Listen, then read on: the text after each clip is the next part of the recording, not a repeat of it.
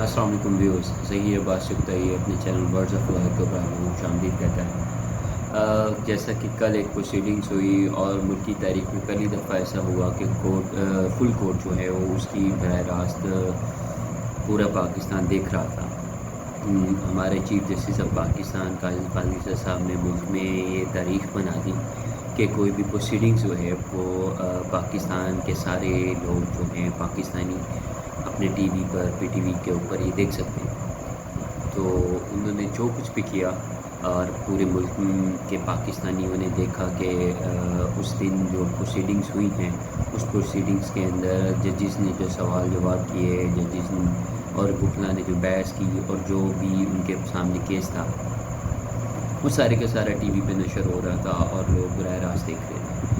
اچھا، اب امید کی جاتی ہے کہ چیف جسٹس آف پاکستان جو قاضی فاضل صاحب ہیں وہ اسی طریقے سے پاکستان کی تاریخ میں اور ایسی چیزیں کریں گے جو پہلے نہیں ہو سکی۔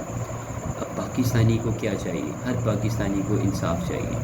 انصاف کیسے چاہیے؟ عدالتوں سے ہی انصاف ملتا ہے۔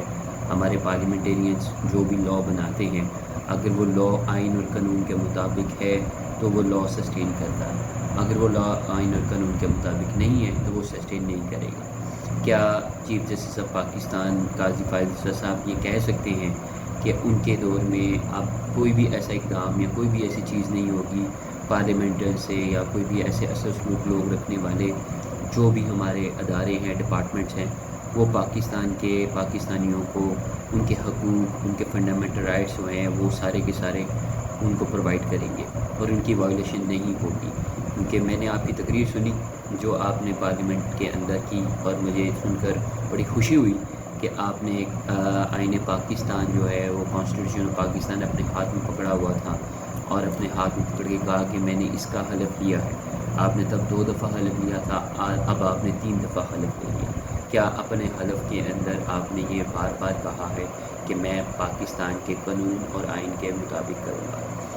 اب جو چیز کیس جو آپ کے سامنے ہے، 8 پٹیشنز ہیں، 8 پٹیشنز کے اندر جو بھی کویشچن ریز ہو رہے ہیں، آپ کو سب کو اندازہ ہے، بینگ اے جج بھی اب سب کو پتہ ہے کہ کون سا لاء کیسا ہے اور کس کے لیے بنایا گیا ہے۔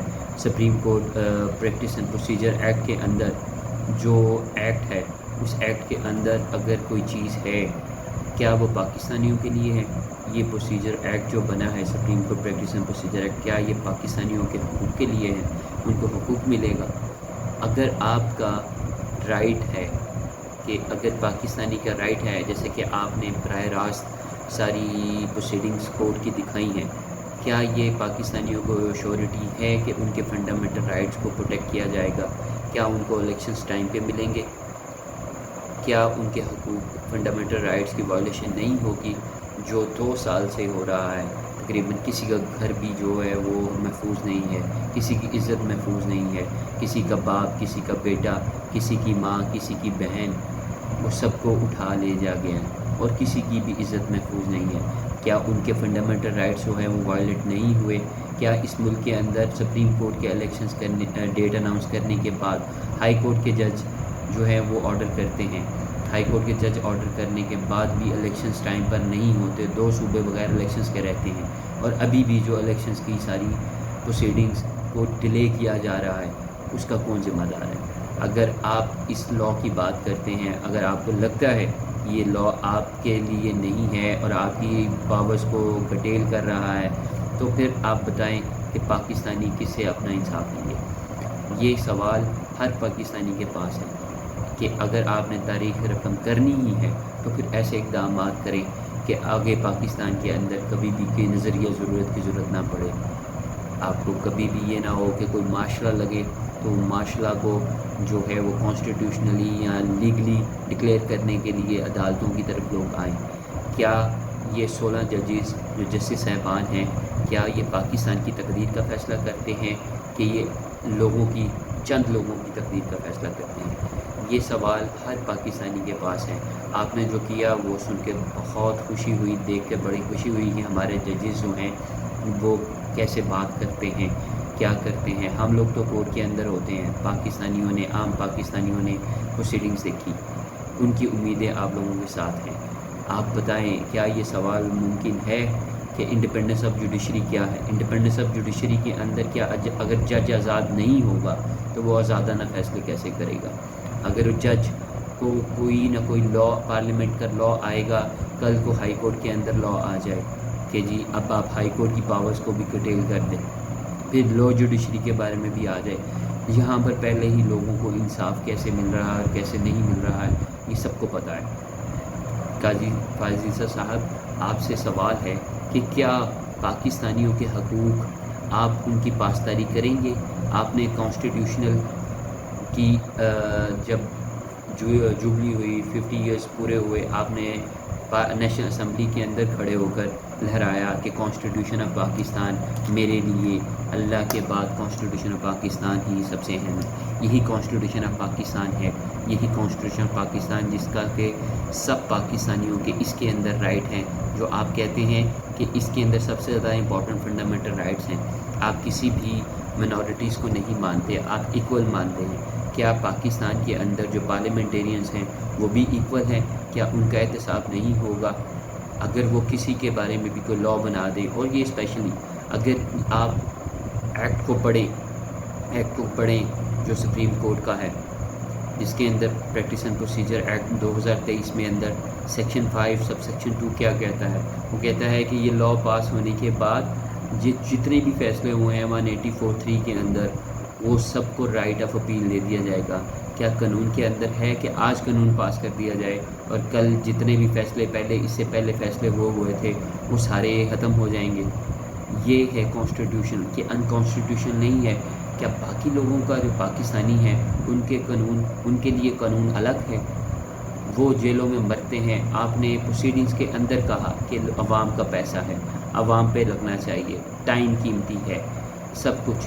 اب آپ نے اتنی باتیں کی ہیں کہ آپ پاکستانیوں کی امید آپ سے وابستہ ہے کہ آپ کانسٹیٹیوشن کے خلاف کوئی بھی عمل نہیں ہونے دیں گے۔